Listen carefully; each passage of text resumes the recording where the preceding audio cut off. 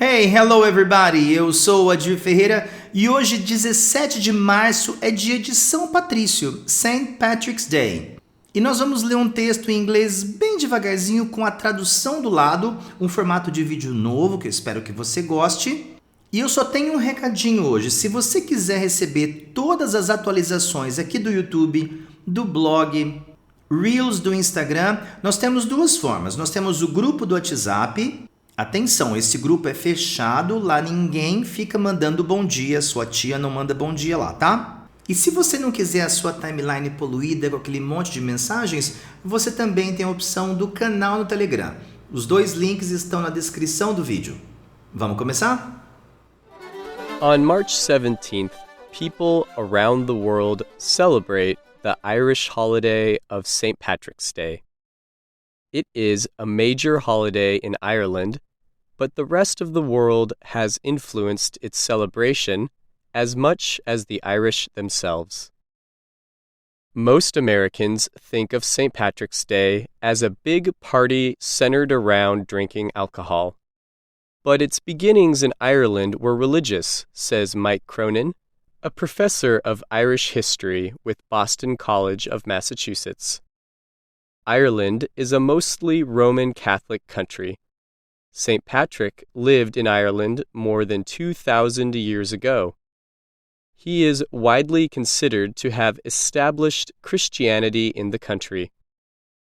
The Church honored him with a holy day in the 17th century. March 17th marks the date of his death. St. Patrick, a Briton reportedly, is believed to have served in Ireland as a Catholic bishop. One traditional story says that St. Patrick drove all the snakes out of Ireland. The average Irish person honored March 17th quietly. Attending church services was the main activity. In fact, most businesses that served alcohol would close in honor of the day. In the early 1900s, Ireland's government made St. Patrick's Day an official holiday.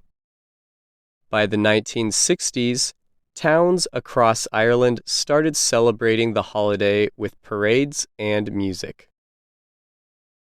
For Irish people living outside Ireland, St. Patrick's Day became a chance to celebrate their Irish identity and culture. It's very much a day by which the Irish put themselves center stage, Cronin said. Now, countries and cities around the world celebrate March 17th in creative ways. Many countries hold St. Patrick's Day parades. Famous monuments, including the Great Wall of China, the Colosseum in Rome, the Niagara Falls, and the Gateway of India in Mumbai, will all be colored by green light for the day. The U.S. is especially famous for its St. Patrick's Day celebrations. Many cities with large ethnic Irish communities, like Boston, New York, and Chicago, hold parades and parties. Cities will also color local rivers green for the day. Ireland is known as the Emerald Isle. The country is covered in deep green grass. Cronin says that the worldwide popularity of St. Patrick's Day has helped the Irish government, which uses the holiday as a form of diplomacy. So what you have is this quite remarkable day. Well, literally for much of the globe, everybody, whether they're Irish or not, the one thing they do know is the 17th of March is St. Patrick's Day. And for a small island of, 4.5, 5 million people, it's quite remarkable that they have that kind of soft power. However, Cronin says many modern St. Patrick's Day traditions were invented by the Irish in America. In the U.S., on St. Patrick's Day, it is common for Americans to drink green beer or eat corned beef and cabbage. However, Cronin says many of these traditions are not really Irish. You could walk around the streets of Dublin all day and not find any corned beef and cabbage, he said. Neil O'Flaherty, an Irish citizen now living in the U.S., agrees. Growing up in a small town in Ireland, O'Flaherty remembers celebrating St. Patrick's Day much differently than it is now. Back then, for Catholic families, it was the day when you had to go to church. You were required to go to Mass on that day. It had much more the feeling of a religious holiday than a public holiday.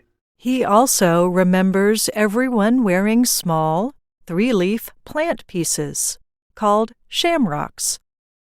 O'Flaherty said that he was surprised to see how much St. Patrick's Day in the U.S. has become linked to drinking lots of beer or other alcoholic drinks. However, there are some Irish connections between drinking and St. Patrick's Day. One tradition that does come from Ireland is called drowning the shamrock. Cronin explains that this tradition involved taking the shamrock that people wore all day and placing it in a glass of whiskey or beer before drinking it. Professor Mike Cronin suggests it is not that important how people celebrate March 17th.